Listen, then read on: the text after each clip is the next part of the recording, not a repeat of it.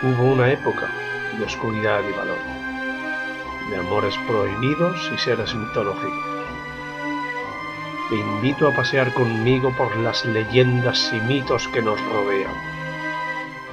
Viajaremos en el tiempo y escucharemos su historia. Y si lo que buscas es esa magia arcana que cada día es más difícil de encontrar, has llegado al sitio indicado, pues te encuentras ante Apócrifo, el narrador de leyendas.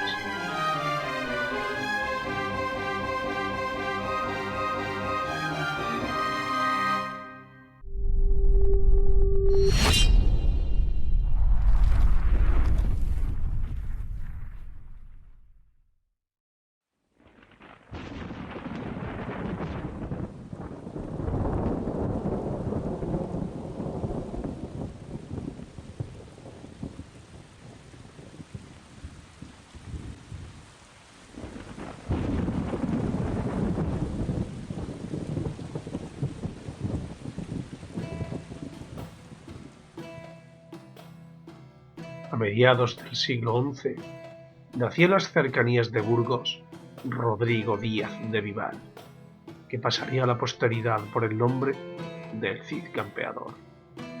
En el año 1063 muere Fernando I y reparte el reino entre sus tres hijos. A Sancho le cedió Castilla y el reino moro de Zaragoza, a Alfonso el reino de León y a García Galicia, Portugal y los reinos tributarios de Sevilla y Badajoz. Y como es natural en estos casos, ninguno quedó satisfecho. Desde muy joven, Rodrigo sirvió al infante Sancho. En su séquito fue instruido tanto en el manejo de las armas como de las letras. Y pasados los años, fue ordenado caballero por el futuro monarca, viéndose obligado a interferir en las fratricidas luchas de poder que se desataron a la muerte de Fernando I. Apenas 5 años después, junto a su señor Sancho, vencen a su hermano Fernando, quien es exiliado a la corte de Toledo. Fue entonces cuando doña Urraca, también hija del fallecido Fernando I, apoyada por leoneses partidarios de su hermano Fernando, inició una revolución en Zamora. Huelga decir que debido a la ley sálica, la infanta, por ser mujer, no podría tomar posesión del trono mientras hubiera un heredero varón. Ante aquella revolución, Sancho responde sitiando la ciudad. Y es entonces, mientras se lleva a cabo el sitio de la ciudad, cuando un noble, Bellido Dolfos, entra en el campamento sin ser visto y asesina a Sancho. Extrañado por la apresurada huida del noble, el Cid lo persigue, pero Bellido logra perderlo de vista, entrando al interior de las murallas por un portillo secreto. Una vez dentro de la ciudad, anuncia la muerte de Sancho y da a entender a todos que había sido doña Urraca quien había aprobado el magnicidio para poner fin al cerco de Zamora. Y quizá Bellido pensara que con aquella gesta lograría los favores de la infanta y tal vez, agradecida, le entregara su mano. No sabemos qué fue del noble después de esto, pues se desvanece en la espiral del tiempo, dejando solo un legajo en la historia, que sí recordaría su nombre. Unos para tacharlo de ruin traidor y otros para enaltecerlo como héroe que salvó la ciudad.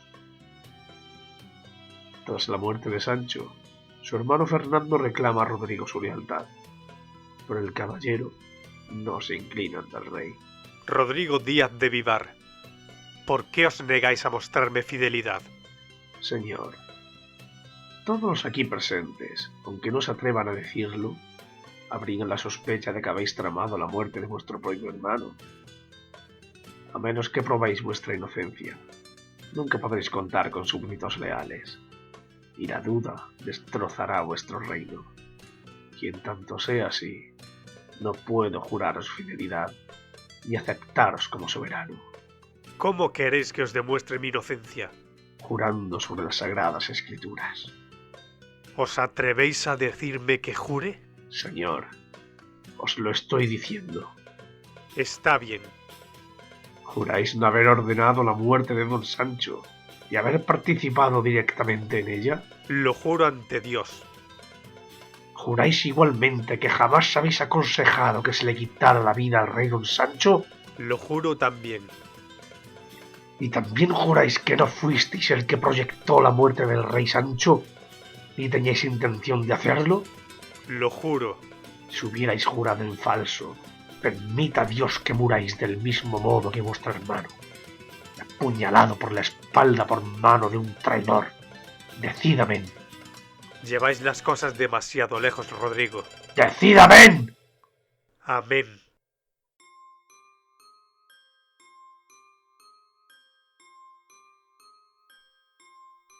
Alfonso dispuso un acercamiento entre castellanos y leoneses. Ofreció a don Rodrigo a su sobrina Jimena en matrimonio y como muestra de confianza le envía a Sevilla a cobrar los tributos de protección al rey Al-Mutamid, mientras que mandaba a su hermano García a Granada en una misión similar.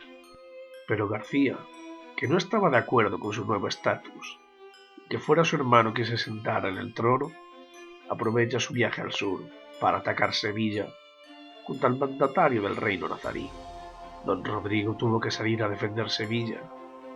La derrota fue aplastante y García fue capturado junto a otros nobles leales y puestos en libertad 3 días después, sin pedir un rescate.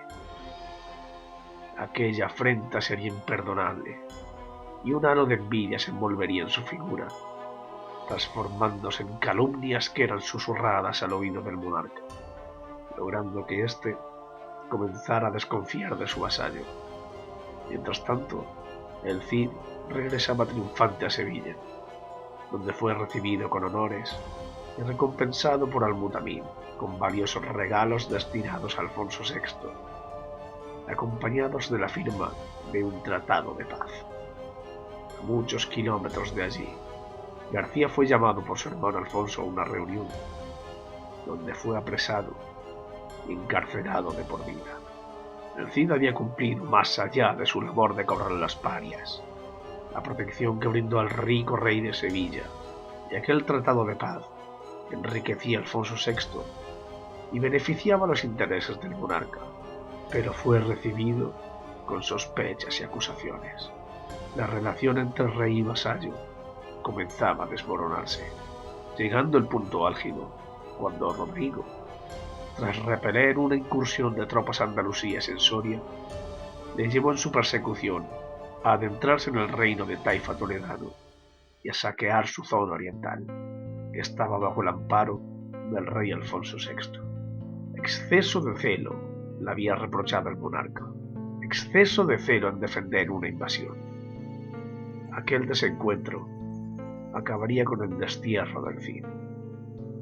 Acompañado de otros 12 caballeros, Rodrigo buscó un nuevo señor a quien servir. Fue rechazado por los condes de Barcelona y fue en la Taifa de Zaragoza, donde el rey Al-Mutamid lo acoge y Rodrigo entra a sus servicios. Y es aquí también donde los detractores del Cid se jactan de la imperfección de don Rodrigo.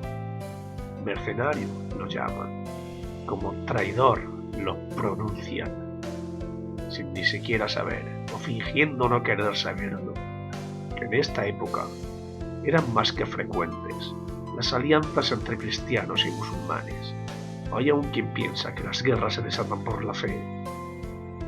Aquello no era más que una excusa para poder ganar territorio y poder, el que lo hacían por defender su religión.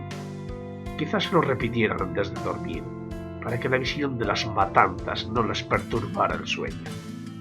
Dos religiones que adoran a los mismos grandes patriarcas, dos religiones que profesan por el amor y la paz, mandando a sus fieles a matar por su palabra.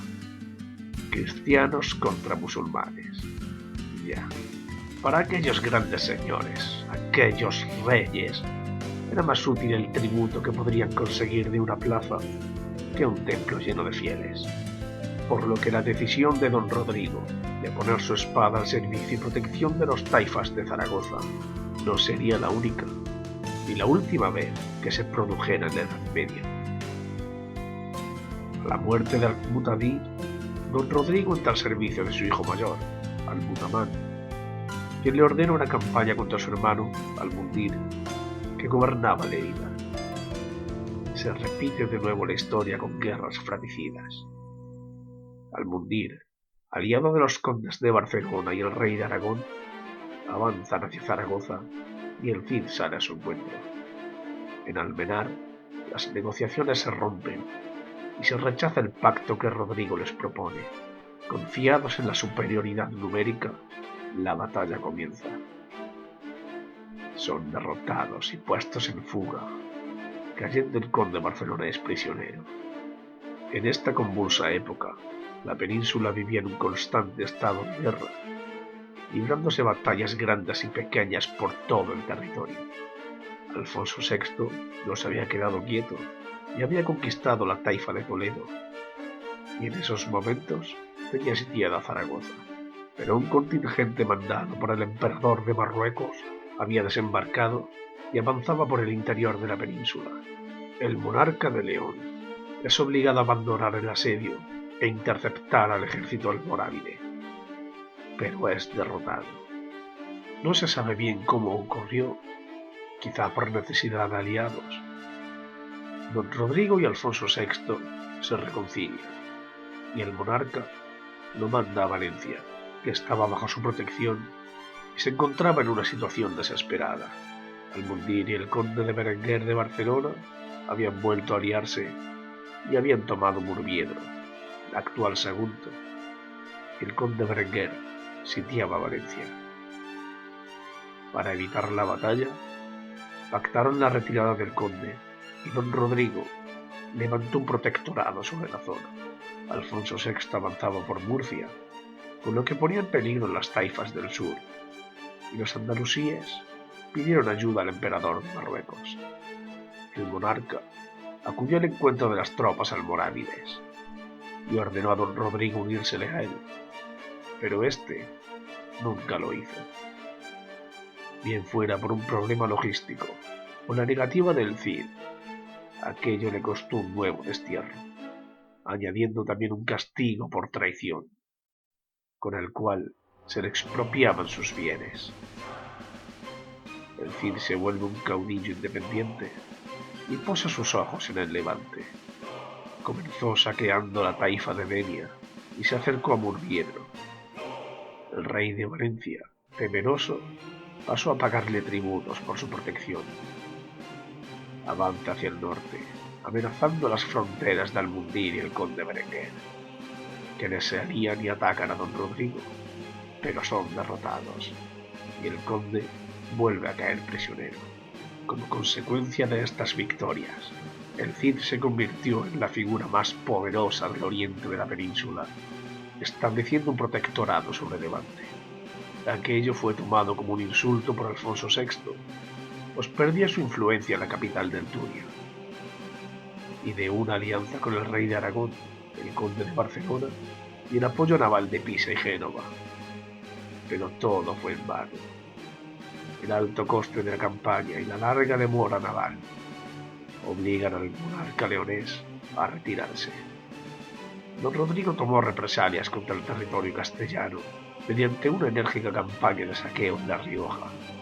Ninguna fuerza cristiana se podría oponer al Cid, y solo el potente imperio almorávide, entonces en la cima de su poderío militar, podría hacerle frente. Y así fue que la versión más extremista de estos ejecutaron al rey de Valencia y toman la ciudad, que se encontraba bajo la protección de don Rodrigo. Al conocer la historia, el Cid se encoleriza y regresa a Valencia, sitiando y rindiendo la fortaleza del Puig, desde donde partiría el Sosal para la capital. Poco tiempo después, se daría un brutal asedio que se prolongaría durante casi un año, tras el cual Valencia capituló. Y el Cid tomó posesión de la ciudad, irguiéndose como príncipe Rodrigo el Campeador. Y el calí culpable del asesinato de Alcarid, protegido de don Rodrigo, fue quemado vivo como venganza. No pudo el Cid disfrutar aquel título durante demasiado tiempo. La presión almorávide no cejó, y apenas unos meses después, un ejército al mando del sobrino del emperador Yusuf llegó hasta Quart de Poblet, a 5 kilómetros de la capital, y la asedió. Pero fue derrotado por el Cid en batalla campal. Aliado ahora del rey de Aragón, Pedro I, de nuevo tuvo que batallar contra los enemigos almorávides. Venció en todas y cada una de las batallas que luchó, pero perdió a su hijo Diego, que fuera mandado a luchar junto a Alfonso VI, quienes fueron derrotados, y Diego muerto en combate. Hoy en día, cerca de 1000 años después de su muerte, el Cid aún sigue presente en el erario popular. Hay quien dice que ganó una batalla después de muerto, y yo lo creo, pero no a los musulmanes, sino al olvido, el peor de los enemigos. Pues si no te devora en sus inescrutables abismos, se alimenta de lo peor, de la carroña, de las intrigas y envidias de la corte, despreciando la memoria de un señor de la guerra que con polvo, sudor y hierro entró directamente en la leyenda. Lo que sí sabemos es que su esposa Jimena, convertida en señora de Valencia, consiguió defender la ciudad con la ayuda de su yerno Ramón Berenguer durante un tiempo. Pero ante la imposibilidad de defender el principado, la familia y gente del Cid abandonaron Valencia con la ayuda de Alfonso VI. Así Valencia fue conquistada al día siguiente de nuevo por los almorávides. Permaneció en manos musulmanas durante más de un siglo, cuando fue retomada definitivamente por Jaume I. Pero esta es otra historia, y si vuelves, te la contaré al calor del fuego.